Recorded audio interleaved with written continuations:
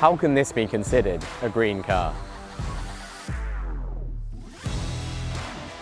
Classic Brussels, always in traffic. This is insane. Have you ever thought of buying a plug-in hybrid?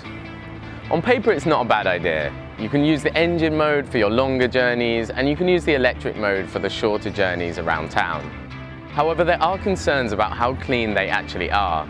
So we rented out a plug-in hybrid today, and we're going to take it for a ride and see, is it possible to drive it ecologically? Car makers like to present plug-in hybrids as the perfect solution to driving more cleanly, based on choice and convenience. But years of testing and data say otherwise. To take a closer look, we rented one, a 2-year-old plug-in hybrid, though not a heavy SUV model. We're going to try replicate normal driving conditions in the city. Officially, this car is supposed to do about 60 kilometers in battery mode. So we've got it almost fully charged, and apparently it's only got about 28 kilometers left, so a lot less than they state. All right, we started with about 33 kilometers, and we've only driven about 3 kilometers, but the battery's saying we've got about 22 left, so it's dropping a lot quicker than expected. So when we picked up the car from the rental place, the battery was already completely empty. They told us there that they actually don't have charging facility on site. Now we're down to 13. It's not looking good. We're taking a hill now, let's see how it does. We're gonna see if the engine comes on. At the top of the hill, the steepest part, we did get a message saying no longer possible in electric mode, and it switched into hybrid. It seems like the battery mode doesn't deal with hills, even in cities.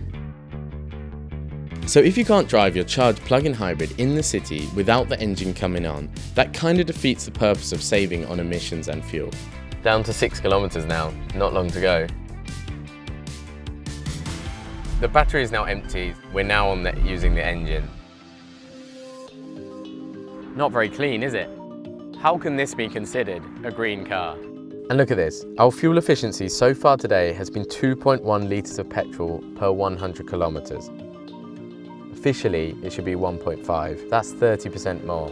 That was just after driving 25 kilometers on the battery and just an additional 3 on the engine after the battery died.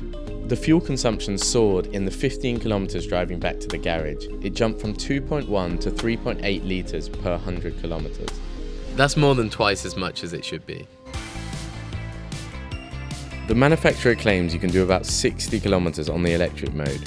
We did about 25. When they run on the engine, plug-in hybrids consume a lot of fuel. That's because they have to lug around a combustion engine and a battery. Now this is just one example, but we've looked at the data of over 100,000 of these PHEVs, and the numbers don't lie. On average, they emit almost as much as petrol cars. So even the most environmentally or cost-conscious consumer will find it extremely difficult to find any advantages from a plug-in hybrid. So you have to ask yourself, what's the point?